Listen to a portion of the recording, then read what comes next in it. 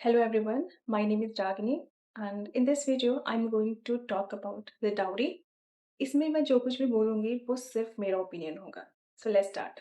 I am sure कि अभी हाल ही में कुछ हफ्तों में जो भी इंसिडेंट हुई है, आप सब उससे अवेयर होंगे एंड ये जो इंसिडेंट हुई है, उसने हमें एक अलग नज़रिया दिया है सोचने के लिए कि शादी सच में इम्पोर्टेंट है या नहीं। I know being a girl, live in a very small village where mostly people have conservative mindset. इस जगह पे ये सोचना कि शादी जैसी चीज़ इम्पोर्टेंट भी है या नहीं, ये अपने आप में बहुत बड़ी बात है। एंड आई ऑल्सो नो कि मैं जिस जगह पे रह रही हूँ, वहाँ पे ये सोचना कि शादी करना है या नहीं करना है, ये हम सोच भी नहीं सकते। हमारे पास ऑप्शन ही नहीं है चूज़ करने का कि हम करें या ना करें। हमें करना ही पड़ेगा। यू नो कल तक ना मैं ये सोच रही थी कि ये जो डोमेस्टिक वायलेंस या दहेज उत्पीड़न का मामला जो है वो ज़्यादातर उन घरों में देखने को मिलती है जहाँ के लोग कम पढ़े लिखे होते हैं या लड़कियाँ खुद नहीं पढ़ी लिखी होती है, खुद अवेयर नहीं होती है इन सब चीज़ों से, उस घरों में ज़्यादा होती है। बट अभी जो इंसिडेंट हुए हैं उसने मतलब ये मेरा जो पॉइंट ऑफ व्यू है उसको बिल्कुल चेंज कर दिया है। ये चीज़ें उन घरों में भी हो रही है जहाँ के लोग बहुत ही वेल एजुकेटेड हैं, बहुत ही पढ़े लिखे हैं और लड़कियाँ खुद भी इतनी कैपेबल है कि वो बहुत अच्छा कमा सकती हैं। बट स्टिल ये उन घरों में भी हो रहा है।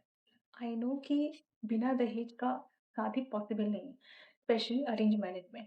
मैंने तो नहीं देखा है अपने आस-पास या अपने आज तक के लाइफ में मैंने नहीं देखा है कि बिना दहेज की शादियाँ हो रही हैं।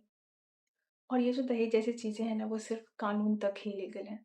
बाकी अगर रियलिटी में देखा जाए और सोसाइटी में देखा जाए, तो इसे बहुत ही लो गर्व की बात मानी जाती है। जो जितना ज़्यादा दहेज देता है, वो अपने आप को उतना ज़्यादा गर्व महसूस करता है कि हमने तो इतना दिया है, हमने तो इतना खर्च किया है। और इतना दहेज देने के बाद भी अगर लड़कियाँ खुश नहीं है अपने ससुराल में, तो क्या फ़ायदा इतना खर्चा करने का?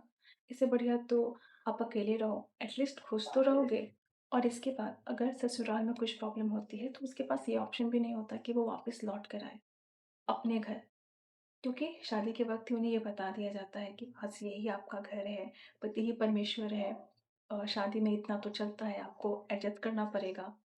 ये सारी बातें शादी के टाइम पे ही बता बता दिया जाता है।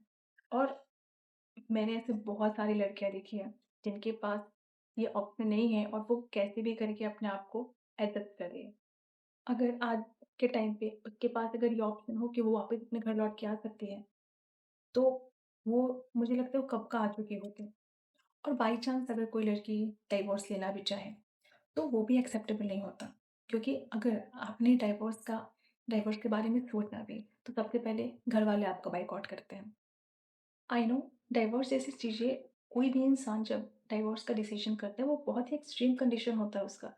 उसे ये लगने लगता है कि शायद इसके इसके बाद वो इस रिश्ते को कंटिन्यू नहीं कर पाएगा, तब जा कर के कोई इंसान डाइवोर्स के बारे में सोचता है। यू नो हम लड़कियों को पढ़ा लिखा करके इंडिपेंडेंट तो बना देते हैं, पर वही इंडिपेंडेंट लड़की अगर अपने सेल्फ रिस्पेक्ट के लिए खड़ी होती है, तो सोसाइटी उसे एडजस्ट करने की सलाह देती है। यू नो पढ़ाई की डिग्री तो हम ले लेते हैं, पर क्या अपने ज़िंदगी के फैसले लेने की डिग्री हमें मिलती है? नहीं। शादी के बाद ये अक्सर बोला जाता है कि आज से यही तुम्हारा घर है, जहाँ से रोली उठी है अर्थी भी वहीं से उठनी चाहिए। ये जो सोच है ना, उसको बदलने की ज़रूरत है।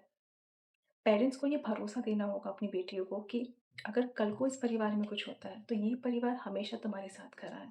बेटी की लाश घर वापस आने से लाख गुना बेहतर है कि बेटी ज़िंदा वापस लौट आए।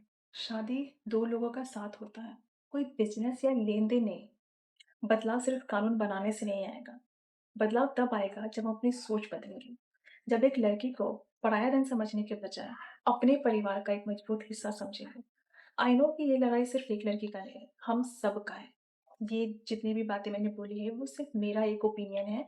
मैंने जो भी अपने आस-पास ऑब्ज़र्व किया है, जो भी महसूस किया है, उससे मेरे जो भी परसेप्शन बने हैं, जो भी ओपिनियन बने हैं, मैंने वही आपके साथ शेयर किया है। And thank you so much कि आपने मुझे यहाँ तक सुना। बाकी आपके जो भी ओपिनियन होंगे आप कमेंट में बता देना। आई नो कि मैंने जो कुछ भी बोला है, उससे बहुत सारी लड़कियाँ रिलेट कर पाएँगी। बाकी आपके जो भी ओपिनियन होंगे आप मुझे कमेंट में बता सकते हैं। मिलते हैं अगले वीडियो में।